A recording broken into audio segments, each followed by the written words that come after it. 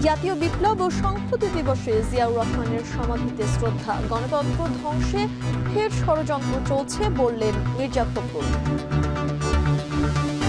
শহীদ president Ziaur Rahman একদলীয় ব্যবস্থা থেকে বহুদলীয় গণতন্ত্রে ফেরত দিয়ে আসেন। সংস্কার নিয়ে পরিকল্পিতভাবে ষড়যন্ত্র করছে অশুভ শক্তি বললেন আব্দুল্লাহ তাহের। নেতৃত্বের জন্য তরুণদের প্রস্তুতি নিতে আহ্বান আমিরের। একটি সুষ্ঠু নির্বাচনের জন্য যেই পাটাতন তৈরির কথা, সেইখানে সমস্যা তৈরি করা হচ্ছে যে ইচ্ছাকৃতভাবেই কোনো একটি অশুভ শক্তি। জুলাই সনদে রাখা যাবে না নোট অফ ডিসেন্ট বললেন নাহিদ ইসলাম। প্রধান উপদেষ্টাকে দ্রুত বাস্তবায়ন আদেশ জারির আহ্বান। যারা নির্বাচন বাধাগ্রস্ত করতে চায় তারা পতিত স্বৈরাচারের দোষর। নেত্রকোনায় প্রেস সচিব। ফেব্রুয়ারিতেই ভোট বিভ্রান্তির সুযোগ নেই। চট্টগ্রামের বায়েজিদে বাবলা হত্যার দুদিন পর মামলা, আসামি 16। রাউজান হত্যায় মূল অভিযুক্ত ইশতিয়াক গ্রেপ্তার। খুলনায় গুলিতে নিহত 1।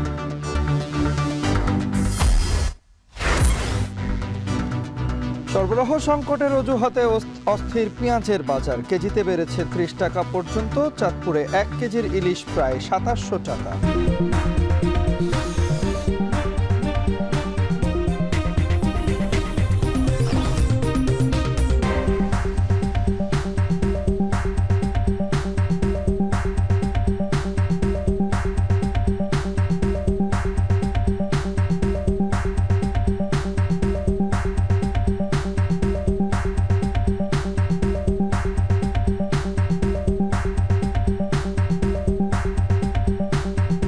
শিরোনাম, স্বাগত জানাচ্ছি এখন দুপুরে পুরো সংবাদ জুড়ে। সঙ্গে রয়েছি আমি তানজিলা খান মিম এবং আমি তন্ময় কুমার রায়। জাতীয় বিপ্লব ও সংহতি দিবসে সাবেক রাষ্ট্রপতি জিয়াউর রহমানের সমাধিতে শ্রদ্ধা নিবেদন করেছেন বিএনপি ও অঙ্গ সংগঠনের নেতাকর্মীরা। এই সময় বহুদলীয় গণতন্ত্র প্রতিষ্ঠার মাধ্যমে জিয়াউর রহমান যে লড়াই শুরু করেছেন তা অব্যাহত রাখার অঙ্গীকার করেন তারা। বিএনপি মহাসচিব মির্জা ফখরুল ইসলাম আলমগীর বলেছেন, গণতন্ত্র ধ্বংসে ফের ষড়যন্ত্র চলছে। 7ই নভেম্বরের মতো ঐক্যবদ্ধভাবে ষড়যন্ত্র মোকাবিলা করতে হবে। বিস্তারিত জানাচ্ছেন সিফাত শাহরিয়ার। স্বাধীনতা পরবর্তী সিপাহী জনতার প্রথম অলিখিত ঐক্য, মিলিত প্রচেষ্টায় বন্দিদশা থেকে জিয়াউর রহমানের মুক্তি, যে ধারায় জন্ম হয় বিএনপির। 50 বছর পর আবারও বিপ্লব ও সংহতি দিবস। সকাল থেকে দলের প্রতিষ্ঠাতা জিয়াউর রহমানের সমাধিমুখী নেতাকর্মীদের মিছিল। ঢাকার বিভিন্ন প্রান্ত থেকে আসতে থাকেন বিএনপি ও এর অঙ্গ সংগঠনের নেতাকর্মীরা। বাংলাদেশের জনগণ 24-এ যে অভ্যুত্থান করেছে, এটা 7ই নভেম্বরের চেতনাকে বুকে ধারণ করে 24-এর গণতন্ত্র ফিরে এসেছে। জিয়াউর রহমান ক্ষমতায় আসার পর যত দল ছিল, দল মত নির্বিশেষে সকলকে বাংলাদেশের মাটিতে রাজনীতি করার সুযোগ দেন। তৃণমূলের নেতাকর্মীরা বলছেন, বহুদলীয় গণতন্ত্র প্রতিষ্ঠার মাধ্যমে জিয়াউর রহমান যে লড়াই শুরু করেছেন, আগামী দিনেও তারা সেটি বজায় রাখতে চান। আগামী দিনের সকল ষড়যন্ত্র ঐক্যবদ্ধভাবে মোকাবেলার অঙ্গীকার ছাত্র দলের। যত বাধা, যত ষড়যন্ত্রই আসুক না কেন, আগামীতে একটি সুস্থ নির্বাচন হতে হবে এবং সেই নির্বাচনের মাধ্যমে একটি জনগণের সরকার প্রতিষ্ঠা করার জন্য আমাদের যে সংগ্রাম চলছে গত 17 বছর ধরে, সেটির আমরা সফল পরিসমাপ্তি ঘটাতে চাই। তৃণমূলের পাশাপাশি বিএনপি মহাসচিব মির্জা ফখরুল ইসলাম আলমগীরের নেতৃত্বে স্থায়ী কমিটির সদস্যরা ফুল দিয়ে শ্রদ্ধা নিবেদন করেন জিয়ার সমাধিতে। এ সময় বিএনপি মহাসচিব বলেন, গণতন্ত্রকে ধ্বংসে ফের ষড়যন্ত্র চলছে, যেটিকে 7 নভেম্বরের মতো ঐক্যবদ্ধভাবে মোকাবিলার আহ্বান জানান তিনি। যখন বাংলাদেশে বিভিন্ন রকম এই গণঅভ্যুত্থানের পরে যখন বিভিন্ন রকমভাবে একটা প্রচেষ্টা চক্রান্ত চলছে যে গণতন্ত্রকে আবার ধ্বংস করার জন্য, সেই মুহূর্তে এই 7ই নভেম্বর বিপ্লব ও সংহতি দিবস আমাদেরকে সেই পথেই যেতে পারে, যে পথে সত্যিকার অর্থেই আমরা বাংলাদেশে গণতান্ত্রিক রাষ্ট্র নির্মাণ করতে পারবো, একটা সমৃদ্ধ রাষ্ট্র নির্মাণ করতে পারবো, জনগণের ভোটের অধিকারকে নিশ্চিত করতে পারবো। শুধুমাত্র এই জিয়াউর রহমানের সমাধিতে বিপ্লব ও সংহতি দিবসে ফুল দিয়ে শ্রদ্ধা নিবেদন নয়, সপ্তাহব্যাপী বিএনপি উদ্যোগ নিয়েছে সারা দেশব্যাপী নানা কর্মসূচির। এবং তারা বলছেন, 7 নভেম্বর জিয়াউর রহমান মুক্ত হয়ে যেভাবে এদেশে বহুদলীয় গণতন্ত্র প্রতিষ্ঠা করেছিল সেটি তারা আসন্ন জাতীয় সংসদ নির্বাচনে জয়ের মাধ্যমে ধরে রাখতে চান। সিফাত শাহরিয়ার, এখন ঢাকা। সংস্কার নিয়ে একটি অশুভ শক্তি পরিকল্পিতভাবে জটিলতা সৃষ্টি করছে বলে অভিযোগ করেছেন জামায়াতে ইসলামীর নায়েবে আমির ডাক্তার সৈয়দ আব্দুল্লাহ মোহাম্মদ তাহের।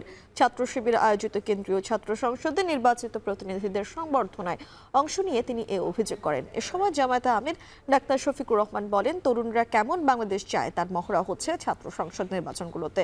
বিস্তারিত জানাচ্ছেন আসিফ ইকবাল খান। দেশের কয়েকটি বিশ্ববিদ্যালয়ে কেন্দ্রীয় ছাত্র সংসদ নির্বাচনে ইসলামী ছাত্র শিবিরের বিজয়কে স্মরণীয় করে রাখতে এই আয়োজন ছাত্র শিবিরের। রাজধানীর চিন্মৈত্রী সম্মেলনে সংবর্ধনা দেওয়া হয় ডাকসু, জাকসু, রাকসু ও চাকসু ছাত্র সংসদের নির্বাচিত প্রতিনিধিদের। নির্বাচিত প্রতিনিধিরা বলেন, নতুন বাংলাদেশের রাজনীতি হবে শহীদদের আকাঙ্ক্ষাকে ধারণ করে। দেশে দখলদারিত্বের রাজনীতি আর চলবে না বলেও সাফ জানান তারা। নতুন বাংলাদেশের রাজনীতি হবে ওয়েলফেয়ার এন্ড পলিটিক্স সেন্ট্রিক রাজনীতি। নতুন বাংলাদেশে মাসল পলিটিক্স চলবে না। আমরা জুলাই শহীদদের পক্ষেই কথা বলতে চাই, যতদিন পর্যন্ত তারা যার জন্য শহীদ হয়েছে সেই বাংলাদেশ আমরা বিনির্মাণ করতে না পারি। অনুষ্ঠানে বাংলাদেশ জামায়াতে ইসলামীর নায়েবে আমির ডাক্তার সৈয়দ আব্দুল্লাহ মোহাম্মদ তাহের অভিযোগ করেন, সংস্কার নিয়ে পরিকল্পিতভাবে জটিলতা সৃষ্টি করা হচ্ছে। চলমান এই ষড়যন্ত্র রুখে দিতে ছাত্র সমাজের প্রতি আহ্বান জানান তিনি। সংস্কার নিয়ে যে জটিলতা তৈরি করেছে পরিকল্পিতভাবে,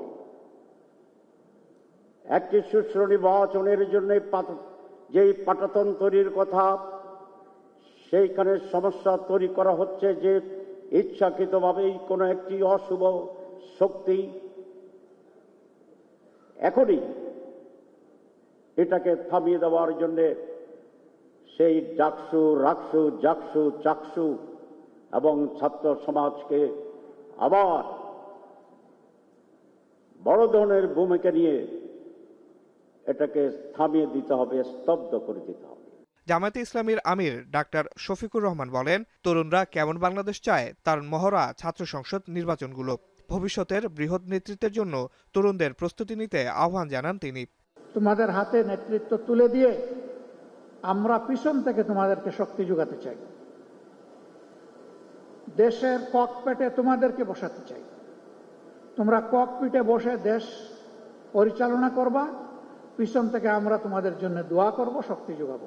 একটা হস্তিকে তোমরা এই সমাজ থেকে তাড়াতে পেরেছ, তোমাদের নেতৃত্বেই সেটা সফল হয়েছে। তোমাদের নেতৃত্বে ইনশাআল্লাহ আগামী নতুন বাংলাদেশ, বেটার বাংলাদেশ গড়ে উঠবে, এটা আমাদের প্রত্যাশা। এ সময় দ্রুত বাকি বিশ্ববিদ্যালয়গুলোতেও ছাত্র সংসদ নির্বাচনের আহ্বান জানান জামায়াতের আমির। আসিফ ইকবাল খান, এখন, ঢাকা। সনদে কোনো নোট অফ ডিসেন্ট থাকবে না জানিয়েছেন এনসিপি আহ্বায়ক নাহিদ ইসলাম। আশা প্রকাশ করে বলেছেন, দ্রুত সময়ের মধ্যে জুলাই সনদ বাস্তবায়ন করে নির্বাচনের দিকে যাবে দেশ। দুপুরে বাংলা একাডেমিতে ইউনিভার্সিটি টিচার্স ফোরামের আত্মপ্রকাশ ও আলোচনা সভায় এসব কথা বলেন তিনি। বলেন, আগামী নির্বাচনে গণ অভ্যুত্থানের অংশীদারদের সংসদে থাকা উচিত। আরও বলেছেন, রাষ্ট্রপতি নয়, সনদের আদেশ ডক্টর ইউনূসকে দিতে হবে। এ সময় তিনি অন্যান্য দলের সমালোচনা করে বলেছেন, নির্বাচনে ইশতেহারে অনেকেই তরুণদের কর্মসংস্থান করার কথা বললেও কোনো প্রক্রিয়ায় করা হবে তা কেউ স্পষ্ট করছে না। এনসিপি কর্মসংস্থান সৃষ্টির জন্য কর্মমুখী শিক্ষার ব্যবস্থা করবে বলেও জানান তিনি। এছাড়া রাজনৈতিক ফ্যাসিবাদ পতন করলেও রাষ্ট্রীয় ফ্যাসিবাদ পতন করতে ব্যক্তির ও সংস্কৃতি ফ্যাসিবাদী কাঠামোর সংস্কার করতে হবে বলেও জানান তিনি। জুলাই সনদের এই অর্ডারটা ডক্টর মোহাম্মদ ইউনূসকে দিতে হবেন গণ অভ্যুত্থানের জায়গা থেকে, এবং জুলাই সনদের নোট অফ ডিসেন্ট বলে কিছু থাকবে না। আমরা যা ঐক্যমত হয়েছে সেটা জনগণ বাকিটা ঠিক করবে। জনগণ যদি বলে সেগুলাই বাস্তবায়িত হবে। সেই সকল বিবেচনায় আমরা আশা করি খুব দ্রুত সময়ের মধ্যে জুলাই সনদের আইনি ভিত্তির মাধ্যমে আমরা নির্বাচনের দিকে যাব, এবং আগামী যে নির্বাচন হবে সেই নির্বাচনে গণ অভ্যুত্থানের অংশীদার যারা, তাদের সকলেই পার্লামেন্টে থাকা উচিত। সেই পার্লামেন্টে সংস্কার পরিষদ হবে, নতুন সংবিধানের জন্য কাজ করা হবে। ফলে যারা শিক্ষকেরা রয়েছেন অবশ্যই তাদের সেখানে অংশগ্রহণ প্রয়োজন। জাতীয় নাগরিক পার্টির পক্ষ থেকে আমরা সেটা নিশ্চিত করার চেষ্টা করব। ফেব্রুয়ারিতে নির্বাচন হবে বলে জানিয়েছেন প্রধান উপদেষ্টার প্রেস সচিব শফিকুল আলম। যারা নির্বাচন নিয়ে বিভ্রান্তি ছড়াচ্ছে তাদের পতিত সরকারের দোসর বলে আখ্যা দেন তিনি। সকালে নেত্রকোনার সার্কিট হাউসে সাংবাদিকদের সাথে এক মতবিনিময় সভায় কথা বলেন তিনি।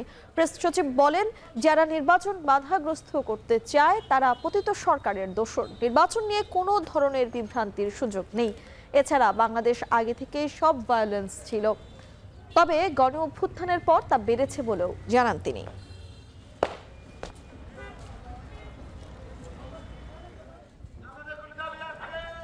নির্বাচন নিয়ে কোনো বিভ্রান্তি নাই। যারা বিভ্রান্ত করছেন তারা আপনি খুঁজে দেখবেন যে তারা হচ্ছেন এই পতিত স্বৈরাচারের দোসর ছিলেন। নির্বাচন নিয়ে কোনো ধরনের কোনো বিভ্রান্তি, নির্বাচন ফেব্রুয়ারির প্রথমার্ধে হবে। পোস্টে জুলাইয়ের পরেও কিছু মব ভায়োলেন্স হয়েছে, আমরা অস্বীকার করছি না, কিন্তু আমরা মনে করি এটা এখন খুবই কন্ট্রোলে এসে গিয়েছে। অবশেষে র্যাবের জালে আটক হয়েছেন চট্টগ্রামে দুদিনে 3টি গোলাগুলির ঘটনায় জড়িত 6 জন। এদের মধ্যে রাউজানে আধিপত্য বিস্তারে গোলাগুলির ঘটনায় মূল হোতা ইশতিয়াক চৌধুরীকে বিদেশি অস্ত্রসহ আটক করেছে র্যাব। এদিকে নগরীর বাইজিতে বিএনপি প্রার্থীর নির্বাচনী জনসংযোগে গুলি করে সারোয়ার বাবলাকে হত্যার ঘটনায় জড়িত 2 জনকে গ্রেপ্তার করা হয়েছে। এদিকে হত্যার ঘটনায় 2 দিন পর 7 জনের নাম উল্লেখ সহ 23 জনকে আসামি করে মামলা করেছে সারোয়ার বাবলা পরিবার। র্যাবের দাবি, সন্ত্রাসীরা ব্যক্তি স্বার্থ এবং আধিপত্য বিস্তারের লক্ষ্যে এসব ঘটনা ঘটাচ্ছেন। বিস্তারিত জানাচ্ছেন কাজী মাহফুজ।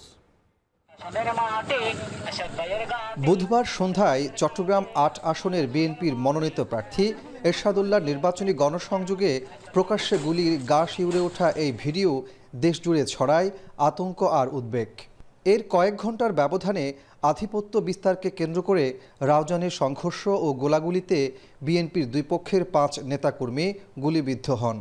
আর 24 ঘন্টা না পেরোতেই বৃহস্পতিবার দুপুরে একই এলাকায় ইদ্রিস নামে এক প্রতিবন্ধী ব্যক্তিকে প্রকাশ্যে গুলি করে পালিয়ে যায় সন্ত্রাসীরা। এমন পরিস্থিতিতে নড়েচড়ে বসে প্রশাসন। শুরু হয় আইনশৃঙ্খলা বাহিনীর তল্লাশি। অবশেষে র্যাবের জালে ধরা পড়ে রাউজানে হত্যা ও সহিংসতার মূল হোতা ইশতিয়াক চৌধুরী অভিসহ 6 জন। চট্টগ্রাম 8 আসনে বিএনপির মনোনয়নপ্রাপ্ত প্রার্থী জনাব এরশাদুল্লাহ কর্তৃক গণসংযোগের সময় তার উপরে দুর্বৃত্ত কর্তৃক হামলা করা হয়। উক্ত ঘটনার প্রেক্ষিতে মামলা রুজু করা হয়েছে ভিকটিমের পরিবার কর্তৃক এবং উক্ত মামলার 8 জনকে আসামি করে মামলা করা হয়। 8 জন আসামির মধ্যে উল্লেখযোগ্য 2 জন আসামি আলাউদ্দিন এবং হেলাল, তাদেরকে গতকাল রাত্রে ঘটনার 34 ঘন্টার মধ্যে র্যাব 7 কর্তৃক গ্রেপ্তার করা হয়। রাউজানের বাগওয়ান ইউনিয়নের চৌধুরীপাড়া এলাকায় সুমন, ইসমাইল, খুরশেদ ও সোহেল এই 4 জন ব্যক্তিকে দুর্বৃত্ত কর্তৃক গুলি করা হয়। উক্ত ঘটনার প্রেক্ষিতে ভিকটিমদের কাছ থেকে আমরা তথ্য সংগ্রহ করি এবং তাদের জবানবন্দি থেকে প্রাপ্ত তথ্যের উপর ভিত্তি করে প্রধান আসামি ইশতিয়াক চৌধুরী সহ জ্যাকি ও জনি নামে আরও 2 জনকে, মোট 3 জনকে আমরা একটি বিদেশি পিস্তল, একটি ম্যাগাজিন ও 4 রাউন্ড তাজা অ্যামুনেশন সহ গতকাল রাত্রে গ্রেপ্তার করতে সক্ষম হয়েছি। আটককৃতদের কাছ থেকে উদ্ধার করা হয় 4 রাউন্ড গুলিসহ একটি বিদেশি পিস্তল। র্যাব জানায়, অস্ত্রসহ আটক ইশতিয়াক রাউজানের ঘটনার সরাসরি জড়িত। এছাড়া গ্রেফতারকৃতদের মধ্যে আছে সারোয়ার বাবলা হত্যাকাণ্ডে জড়িত 2 জন। সন্ত্রাসীদের মূল মোটিভ হচ্ছে তাদের ব্যক্তি স্বার্থ। তো তারা তাদের ব্যক্তি স্বার্থের জন্যই যা কিছু করার করছে। এর সাথে নির্বাচনকে কেন্দ্র করে স্পেসিফিকভাবে এরকম করে কেউ কোনো জবানবন্দি বা স্বীকারোক্তি দেয়নি যে তারা নির্বাচনের পরিবেশ ঘোলাটে করার জন্যই এটা করছে। বাট অবশ্যই নির্বাচনের আগে এই ধরনের কার্যক্রম একটা শঙ্কার বিষয়। আমরা সর্বোচ্চ চেষ্টা করছি এগুলো প্রশমনের জন্য। কাজী মাহফুজ, এখন চট্টগ্রাম। খুলনায় দুর্বৃত্তদের গুলিতে এক ব্যক্তি নিহত হয়েছেন। বৃহস্পতিবার রাতে রূপসা থানাধীন 3 নং নৈহাটি ইউনিয়নের রহিমনগর গ্রামে এই ঘটনা ঘটে নিহত সোহেল হাওলাদার রহিমনগর গ্রামের বাসিন্দা। পুলিশ জানায় বৃহস্পতিবার রাতে রহিমনগর গ্রামের একটি মাঠে এক ব্যক্তিকে গুলি করে ফেলে রেখে যায় অজ্ঞাত দুর্বৃত্তরা। পরে স্থানীয়রা খবর দিলে ঘটনাস্থলে পৌঁছে মরদেহটি উদ্ধার করে পুলিশ। স্থানীয়রা জানান, এলাকায় আধিপত্য বিস্তারকে কেন্দ্র করে এই হত্যাকাণ্ড ঘটতে পারে। ঘটনার রহস্য উদ্ঘাটন এবং জড়িতদের শনাক্তে সচেষ্ট রয়েছে পুলিশ। রাজধানীর ফার্মগেটের খামারবাড়ি এলাকায় বেপরোয়া প্রাইভেট কার উঠে গেল ফুটপাতের দোকানে। এতে 2 জনের অবস্থা গুরুতর, আহত আরও 7 জন। তাৎক্ষণিক পুলিশ এসে গাড়িতে থাকা নারী চালক সহ তার স্বামীকে আটক করে শেরেবাংলা থানায় নিয়ে যায়। পরে বিক্ষুব্ধ জনতা গাড়িটি ভাঙচুর করতে গেলে পরিস্থিতি নিয়ন্ত্রণে নেয় পুলিশ। মাহফুজা বৃষ্টির প্রতিবেদন। রাজধানীতে দিন দিন বাড়ছে সড়ক দুর্ঘটনা। বেপরোয়া গতি, ড্রাইভিংয়ে অনভিজ্ঞতা, যান্ত্রিক ত্রুটি কিংবা অসাবধানতার কারণে ঘটছে এসব দুর্ঘটনা। তেমনই একটি সড়ক দুর্ঘটনা ঘটেছে রাজধানীর ফার্মগেটের খামারবাড়ি এলাকায়। শুক্রবার বেলা 11:40। আশপাশে শান্ত পরিবেশে বসে চা দোকানে গল্প করছিলেন অনেকে। হুট করেই শোনা যায় বিকট শব্দ, ঘটে দুর্ঘটনা। দেখা যায় বেপরোয়া গতিতে একটি গাড়ি এসে তুলে দেয় ফুটপাতে। আমি এখানে বসেছিলাম, গাড়ি দিয়ে এসে ডাইরেক্ট মারা দিছে। গাড়িওয়ালা যত সম্ভব মহিলা ছিল, নেশা করা অবস্থায় ছিল। আইসা এখানে রিক্সা ড্রাইভার ছিল, রিক্সা ড্রাইভার বাড়ি দেওয়ার সাথে রিক্সা ড্রাইভার সরে গেছে। এই যে আইল্যান্ড ছিল, আইলার এগুলা ভেঙে এখানে চলে আসছে। আসার পর এখানে এটা চায়ের দোকান, এখানে লোকজন চা খাইতেছিল, এদের উপর দিয়ে গাড়ি এখানে। এরপরে যখন আমরা দেখলাম যে ভিতরে ঢুকে যাচ্ছে, তারপরে গাড়ির যে একটা স্পিডের একটা ব্যাপার স্যাপার আছে, ওইটা কোনো মতে কন্ট্রোলে ছিল না। প্রথমে যখন গাড়িটা আসলো, ওই খিচুড়ি আলারে গাড়ির তলা থেকে টাইনা বের করছে। উনি মনে হয় অসুস্থ, উনি মনে হয় বাঁচবে না। নিয়ন্ত্রণ হারিয়ে গাড়িটি 2টি রোডের পাশে ব্যারিকেড ও ওয়াল ভেঙে ফুটপাতের চায়ের দোকানে উঠে যায়। এই ঘটনায় দুমড়ে মুচড়ে যায় কয়েকটি রিকশা ও মোটরসাইকেল। আহত হয় বেশ কয়েকজন। আহতদের উদ্ধার করে ঢাকা মেডিকেল সহ আশপাশের হাসপাতালে পাঠানো হয়। 2 জনের অবস্থা খুবই আশঙ্কাজনক। রিস্কাওয়ালা একজন আর রক কাট দিয়ে গেছে মনে হয় এখান থেকে, আর এখানে মাথা ফাইটে গেছে। ওইটা আমার গেঞ্জি সিটেই বাঁধে দিয়েছি মাথা, ঢাকা মেডিকেল গেছে। সম্ভবত ওনার অবস্থা খুব আশঙ্কাজনক। আমার ফুফা এখন খুবই আশঙ্কাজনক, বাঁচবে কিনা এটাও সন্দেহ। বিক্ষুব্ধ জনতা গাড়িটি ভাঙচুর করলে উদ্ধার করে রেকারে নিয়ে যায় পুলিশ। স্থানীয় ও উপস্থিত মানুষের দাবি, ক্ষতিপূরণ সহ চালকের শাস্তি। পুলিশের আওতায় গেলে ক্ষতিপূরণ পাবে। যদি পুলিশ হয়তো রিস্ক নেয় যে ক্ষতিপূরণ দিবে পুলিশ, তাহলে নিয়ে যাক। লাইসেন্স বিহীন কিভাবে গাড়ি চালায়, বিআরটি এটা কিভাবে ডলারেন্স করে, এটা আমরা জানি না। এটা সুষ্ঠু তদন্ত চাই এবং বিচারের দাবি জানাচ্ছি আমরা। তাৎক্ষণিকভাবে পুলিশ এসে বিক্ষুব্ধ জনতার রোষানল থেকে গাড়িতে থাকা মহিলা চালক ও তার স্বামীকে শেরেবাংলা থানায় নিয়ে যায়। মাহফুজা বৃষ্টি, এখন ঢাকা। আসছে সপ্তাহে খুলে দেয়া হবে টিটিপাড়া আন্ডারপাস। প্রায় 2 বছর চরম ভোগান্তি আর ট্রেন এলেই রেল ক্রসিংয়ে ঘন্টার পর ঘন্টা সময় নষ্টের অবসান হতে যাচ্ছে। যদিও কমলাপুরমুখী রাস্তার উপর মেট্রো রেলের স্টেশন নির্মাণের কাজ চলতে থাকায় এই আন্ডারপাসের পুরোপুরি সুফল পেতে কিছুটা সময় লাগবে। গালিব ইবনে রিয়াজের প্রতিবেদনে দেখুন বিস্তারিত। একপাশে অতীশী দীপঙ্কর সড়ক আর আরেক পাশে কমলাপুর আউটার সার্কুলার রোড। মাঝে টিটিপাড়ার এই লেভেল ক্রসিং, যা 2 পাশে চলাচলকারী মানুষের কাছে দুর্ভোগের আরেক নাম। অফিস, স্কুল কিংবা শহরের এক প্রান্ত থেকে আরেক প্রান্তে যেতে লাখ লাখ মানুষ ব্যবহার করে এই সড়ক। এই দুর্ভোগ লাঘবে তৈরি করা হয়েছে টিটিপাড়া আন্ডারপাস। পদ্মা সেতু রেল সংযোগ প্রকল্পের আওতায় 2 বছরের কর্মযজ্ঞের শেষে এখন এই আন্ডারপাস উদ্বোধনের অপেক্ষায়। নিচ দিয়ে 6 লেনের রাস্তার মধ্যে 4 লেনে চলবে যান্ত্রিক যানবাহন। এখন উপরে রেল আর নিচে অন্যান্য যানবাহন বাধাহীন চলাচল করবে। রোড মার্কিং, মাঝের ডিভাইডারে ফুলের গাছ, সড়কের 2 পাশের ল্যাম্পপোস্ট, সবকিছু মিলিয়ে আন্ডারপাসের সৌন্দর্য এখন দৃশ্যমান। তবে এর পেছনে এই এলাকার মানুষের দীর্ঘদিনের সীমাহীন কষ্টের গল্পও আছে। বিকল্প রাস্তা না থাকার কারণে রাস্তা বন্ধ করে তৈরি করতে হয়েছে আন্ডারপাসটি, যার কারণে দীর্ঘ পথ ঘুরে চলাচল করতে হয়েছে পথচারী ও যানবাহনগুলোকে। নষ্ট হয়েছে মূল্যবান কর্মঘণ্টা। টিটিপাড়ার রাস্তাটা বন্ধের কারণে আমাদের যে কষ্ট, মনে হয় যে খিলগাঁও দিয়ে মানিকনগর দিয়ে ঘুরে যায়, যাইতে মনে হয় কমসে কম 2.5 ঘন্টা 3 ঘন্টা সময় লাগে। এখন এই যে আন্ডারপাসটা হয়েছে তো ভালোই লাগতেছে। অবশ্য নিজেদের সীমাবদ্ধতার কথা স্বীকার করে দুর্ভোগের জন্য দুঃখ প্রকাশ করলেন প্রকল্প ব্যবস্থাপক। প্রতিবন্ধকতা হচ্ছে যে এটা ডেপথ অফ এক্সকিউশন অনেক বেশি। সো এখানে যদি আমাদের ছোট আকারেও যদি আমরা কোনো একটা বাইপাস রোডের ব্যবস্থা করি, সেটা জনসাধারণের জন্য সেটা রিস্কি হয়ে দাঁড়াতো। মূল সড়ক থেকে 11 মিটার নিচ দিয়ে আন্ডারপাস তৈরি করায় ভরা বর্ষায় যেন পানি না জমে তার জন্য আছে আধুনিক নিষ্কাশন ব্যবস্থা। 75 কিলো ওয়ার্ডে আলাদা 4টি পাম্প রয়েছে, যেটা তার স্বয়ংক্রিয়ভাবে লেভেল অনুসারে পানি পাম্প করে পার্শ্ববর্তী একটি সিটি কর্পোরেশনের ক্যানেলে আছে, সেখানে এই পানিগুলোকে পৌঁছায় দেবে। প্রায় 2 বছরের কর্মযজ্ঞ শেষে আর কিছুদিন পরেই খুলে দেওয়া হবে টিটিপাড়া এই আন্ডারপাসটি। এরপরে এই এলাকার মানুষজন মনে করছে তাদের যে জনদুর্ভোগ এতদিনের সেটি হয়তো শেষ হবে, কিন্তু তা কিন্তু নয়। কারণ কমলাপুর মেট্রো রেল স্টেশনের নিচের রাস্তা এখন পর্যন্ত বন্ধ রয়েছে। এই রাস্তা দিয়ে যদি বড় যাত্রীবাহী বাস এখন পর্যন্ত চলাচল না করার সুযোগ পায়, তাহলে পুরোপুরি এই স্থাপনার সুফল কিন্তু এলাকার মানুষ পাবে না। গালিব ইবনে রিয়াজ, এখন, ঢাকা। রাজধানীর কাঁচা বাজারের আগের সপ্তাহের তুলনায় কিছুটা বেড়েছে সবজির দাম। কেজিতে গড়ে 20 টাকা পর্যন্ত বেশি দামে বিক্রি হচ্ছে বেশিরভাগ সবজি। যদিও অনেক পণ্যই এখনো 100 টাকার নিচে থাকায় কিছুটা স্বস্তি মিলছে ক্রেতাদের। এদিকে পেঁয়াজের কেজি প্রতি দাম এক সপ্তাহে বেড়েছে প্রায় 50%। তবে আমিষের বাজার তুলনামূলকভাবে স্থিতিশীল রয়েছে। বিস্তারিত জানাবেন শাহরিয়ার জামান পুলক।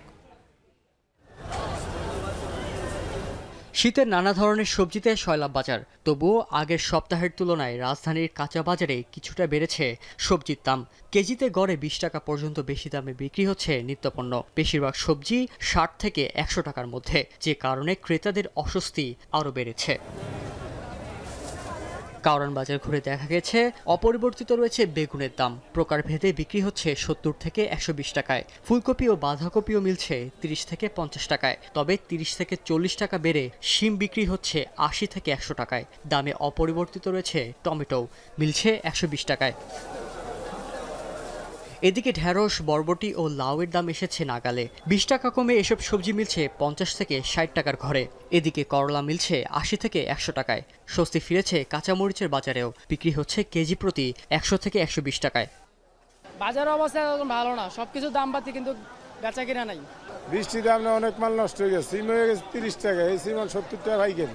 কাঁচা বাজারে এই যে সবজি অনেক দাম, আজকে 80 টাকা, 100 টাকা, 120 টাকার নিচে আসলে সবজি নাই। মাসের প্রথমে কাঁচা সবজি দামটা একটু বেশি থাকে, ব্যবসায়ীরা মনে করেন আগের পরে লস দিয়ে মাল বিক্রি করে। তবে হঠাৎ করেই বেড়েছে পেঁয়াজের ঝাঁজ।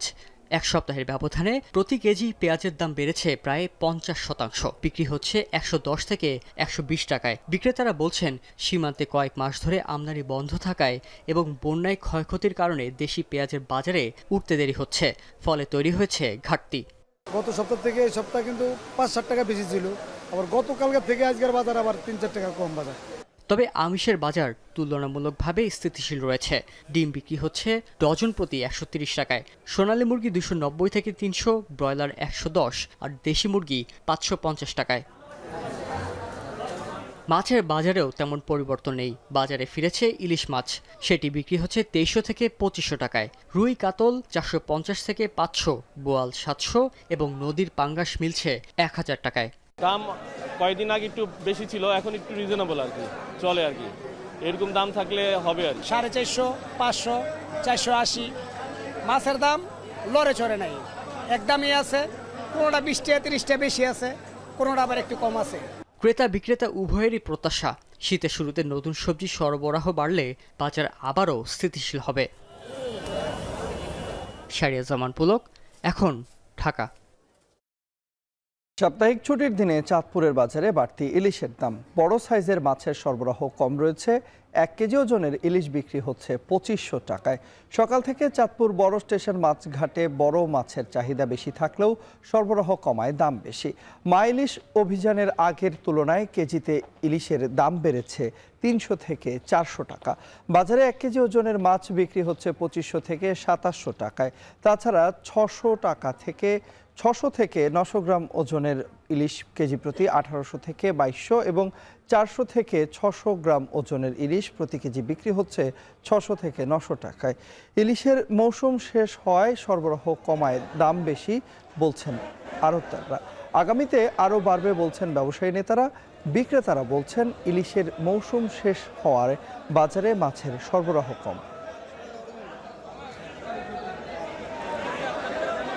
ফিলিপিন্সের পর ভিয়েতনামের উপকূলীয় এলাকায় আঘাত এনেছে শক্তিশালী টাইফুন কালমায়াগি। এতে এখন পর্যন্ত একজনের মৃত্যুর খবর পাওয়া গিয়েছে। ভারী বৃষ্টিপাত অব্যাহত রয়েছে উপকূল জুড়ে। দেশটিতে বন্যা পরিস্থিতির অবনতি হওয়ার সতর্কতা জারি করা হয়েছে। এদিকে কালমায়গির আঘাতে ফিলিপিন্সে নিহতের সংখ্যা বেড়ে দাঁড়িয়েছে 188 জনে। বিস্তারিত জানাচ্ছেন সঞ্জিত ইসলাম তন্নি। চলতি বছর দক্ষিণ চীন সাগরে সৃষ্ট 13তম টাইফুন কালমায়গি চলতি সপ্তাহের শুরুতে আঘাত হানে ফিলিপিন্সে। দেশটিতে 2 দিন ধ্বংসযজ্ঞ চালানোর পর প্রতিবেশী ভিয়েতনামের উপকূলে আছড়ে পড়ে টাইফুনটি। ঘণ্টায় 149 কিলোমিটার গতিবেগে ঝড়ো হওয়ার সাথে ভারী বৃষ্টিপাত শুরু হয় দেশটির মধ্যাঞ্চলে। ফলে ভূমিধস, ঘরবাড়ি ভেঙে পড়া এবং গাছপালা উল্টে বিদ্যুৎ বিচ্ছিন্ন হয়ে পড়ে বেশ কয়েকটি এলাকা। ব্যাহত হয় যোগাযোগ ব্যবস্থা। ভারী বৃষ্টির কারণে এরই মধ্যে বন্যা পরিস্থিতির সৃষ্টি হয়েছে। ডুবে গেছে রাস্তাঘাট, ক্ষতিগ্রস্ত হয়েছে প্রাচীন সমাধি, প্রাসাদ সহ হাজারো ঘরবাড়ি, ভেসে গেছে দেশটির ফসলি জমিও। ঘূর্ণিঝড়ের আঘাতে এরই মধ্যে কয়েকজনের মৃত্যুর খবরও পাওয়া গেছে। Lên lần thứ 3 rồi này. Bây giờ chưa cơn bão số 13 nhưng mà vô nữa là sẽ là đón cơn lũ thứ 4 nữa, mà chưa biết là lũ là lên tới đâu nữa. Thiệt hại về vật chất chăn nuôi rồi heo gà rồi nó bị chết nhiều. Nước lụt thì đồ ngô bên chuyên những kịp á. ভিয়েতনামের ভেতর দিয়ে অগ্রসর হওয়ার সময়ই বাতাসের গতি কমতে শুরু করে কালমায়গির। তবে ভারী বৃষ্টি আরও কিছুদিন অব্যাহত থাকার পূর্বাভাস দিয়েছে কর্তৃপক্ষ। এতে বন্যা পরিস্থিতির আরও অবনতির আশঙ্কা করা হচ্ছে। বন্ধ ঘোষণা করা হয়েছে দেশটির কিছু বিমানবন্দর এবং এক্সপ্রেসওয়ে। পরিস্থিতি মোকাবিলায় ত্রাণ সরবরাহ এবং উদ্ধার অভিযানের জন্য ৬,৭০০টি যানবাহন, ৬টি বিমান এবং 2,60,০০০-এর বেশি সেনা মোতায়েন করেছে ভিয়েতনাম সরকার। তবে গতি কমে আসলেও শেষ হয়নি কালমায়গির তাণ্ডব। দুর্বল হয়ে পশ্চিম কম্বোডিয়া এবং লাওসের দিকে অগ্রসর হতে শুরু করেছে ঘূর্ণিঝড়টি। এদিকে ফিলিপিন্সে কালমায়গির আঘাতের পর দেশটিতে হতাহতের সংখ্যা 200 ছাড়িয়েছে। এখনও নিখোঁজ রয়েছে শতাধিক। সঞ্জিতা ইসলাম তন্নি, এখন বিশ্ব। প্রযুক্তিগত ত্রুটির কারণে দিল্লির ইন্দিরা গান্ধী আন্তর্জাতিক বিমানবন্দরে বিলম্বিত হয়েছে 1.5 শতাধিক ফ্লাইট। বিষয়টি নিশ্চিত করেছে বিমানবন্দর কর্তৃপক্ষ। শুক্রবার সকালে এয়ার ট্রাফিক কন্ট্রোলের সঙ্গে যোগাযোগ বিঘ্নিত হওয়ায় দিল্লি বিমানবন্দর থেকে এয়ার ইন্ডিয়া, ইন্ডিগো ও স্পাইস জেট এয়ারলাইন্সের স্বাভাবিক চলাচল বাধাগ্রস্ত হয়। এতে চরম ভোগান্তিতে পড়ে হাজারো যাত্রী। দ্রুত সমস্যার সমাধানে কাজ চলছে বলে জানিয়েছেন বিমানবন্দর কর্তৃপক্ষ। এয়ারলাইন্সের সঙ্গে যাত্রীদের যোগাযোগের পরামর্শ তাদের।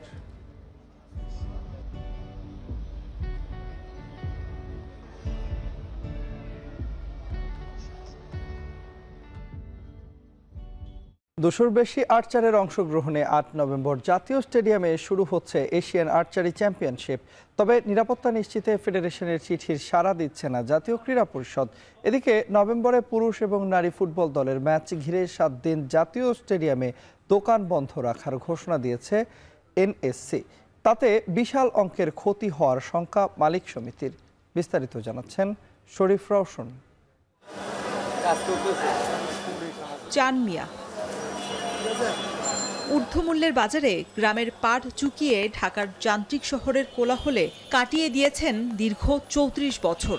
ঢাকার গুলিস্তান স্টেডিয়াম মার্কেটে দোকান নেয়ার সামর্থ্য না থাকায় বাইরের একটি অংশে মাত্র 3 ফিট জায়গায় মোবাইলের ব্যাক কভার বিক্রি করেই 2 সন্তান আর স্ত্রীসহ 4 জনের সংসারের হাল টেনে যাচ্ছেন তিনি একাই। তবে পরিবারের উপার্জনক্ষম একমাত্র ব্যক্তির কপালে চিন্তার ভাঁজ।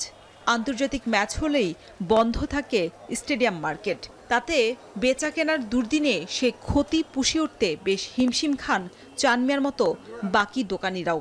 আগে যেমন খেলাধুলা হইলে বন্ধ হচ্ছে, এখন বর্তমানে তো আর কারো দায়িত্ব নাই, লিগা মনে করেন বন্ধ থাকে। আগে তো একটা দায়িত্ব ছিল, তাই মনে করি স্টেডিয়াম খেলাধুলা হইলে বন্ধ করতে। যাদের খেলা আরম্ভ হয়েছে দোকানপাট খুলে দিচ্ছে, বড় কাছে বলে তখন তারও সমস্যা হয়ে যায়। পোলাবান্দি স্কুলের বেতন, তারপরে যে বাজার, এগুলো অনেক চাপ করে যায়। গেলবার বাংলাদেশ সিঙ্গাপুর এবং বাংলাদেশ হংকং ম্যাচের আগে স্টেডিয়াম মার্কেট বন্ধ ছিল বেশ কয়েকদিন। তাতে স্টেডিয়ামের ক্রীড়া সরঞ্জাম, ইলেকট্রনিক্স পণ্যসহ বিভিন্ন ব্যবসায় প্রতিষ্ঠানের 20 কোটি টাকারও বেশি ক্ষতি হওয়ার কথা জানিয়েছেন দোকান মালিক সমিতি। এবারও নভেম্বরে বাংলাদেশ পুরুষ দলের 2টি আন্তর্জাতিক ম্যাচ এবং নারী ফুটবল দলের ত্রিদেশীয় টুর্নামেন্ট থাকায় প্রায় 7 দিন বন্ধ থাকার চিঠি এরই মধ্যে স্টেডিয়ামের দোকান মালিক সমিতিকে পাঠিয়েছে জাতীয় ক্রীড়া পরিষদ। বাবুর সাথে কথা বলছি, এনএসসির সাথে কথা বলছি, কিন্তু ওনারা বলছেন যে আপনাদের সমন্বয় করে আমরা একটা চিঠি দেব, কিন্তু এই চিঠিটা কিন্তু আমাদের সমন্বয় করে দেয় নাই। যদি এরকম প্রত্যেকবারই বন্ধ দিয়ে দেয়, আমরা একটা সময় দেখা যায় যে স্টেডিয়াম ইলেকট্রনিক ব্যবসা থাকবে না। ফুটবল অ্যাথলেটিক্সের পর ঐতিহাসিক এই স্টেডিয়ামে 30 দেশের 200-রও বেশি আর্চারদের অংশগ্রহণে বিশাল আয়োজনে হবে এশিয়ান আর্চারি চ্যাম্পিয়নশিপ টুর্নামেন্ট। নিরাপত্তার স্বার্থে ফুটবল ম্যাচের আগে এনএসসি কঠোর হলেও আর্চারির ক্ষেত্রে ভিন্ন মনোভাব পরিষদের। আমি এখন রিয়াদে আছি, এর মধ্যে মানে আমি থাকাকালীন অবস্থায় পাইনি, এর মধ্যেও চিঠি দিয়েছেন কিনা আমার নলেজে নাই। যদি চিঠি ওনারা দিয়ে থাকে তাইলে আপনার হয়তো বা আমরা চিন্তা ভাবনা করবো। বিকেল নিয়ে আমরা কনসার্ন, তার থেকে বেশি হচ্ছে এখানে বহিরাগত লোকজন যারা ড্রাগস নেয়, যারা এখানে রাত্রি যাপন করে, এটা আমাদের জন্য বেশি কনসার্ন। 9 নভেম্বর থেকে শুরু হওয়া টুর্নামেন্টের মূল আনুষ্ঠানিকতায় দর্শক প্রবেশে টিকিট ব্যবস্থা না থাকলেও নিরাপত্তার স্বার্থে করতে হবে রেজিস্ট্রেশন। শরীফ রওশন, এখন, ঢাকা। নভেম্বরের ফিফা উইন্ডোতে একটি প্রীতি ম্যাচ খেলবে আর্জেন্টিনা। আসন্ন এই ম্যাচের জন্য স্কোয়াড ঘোষণা করেছেন আর্জেন্টিনার কোচ লিওনেল স্ক্যালোনি। আগামী 14 নভেম্বর আফ্রিকার দেশ অ্যাঙ্গোলার বিপক্ষে খেলতে নামবে আর্জেন্টিনা। তুলনামূলক কম গুরুত্বপূর্ণ হওয়ায় আসন্ন এই ম্যাচের জন্য ঘোষিত স্কোয়াডে দেশটির ঘরোয়া লিগে খেলা কাউকে ডাকা হয়নি। লিওনেল মেসিকে অধিনায়ক রেখে দল সাজিয়েছেন স্ক্যালোনি। অভিজ্ঞদের মাঝে Rodrigo, De Paul, Romero, Julian Alvarez, Lautaro Martinez, Otamendi, লো সেলসোরা আছেন। প্রথমবারের মতো জাতীয় দলে ডাক পেয়েছেন জোয়াকিন পানিচেল্লি, জিয়ানলুকা প্রস্টিয়ানি ও ম্যাক্সিমো পেরোনো। এছাড়া দলে ফিরেছেন ভ্যালেন্টিন বার্কো।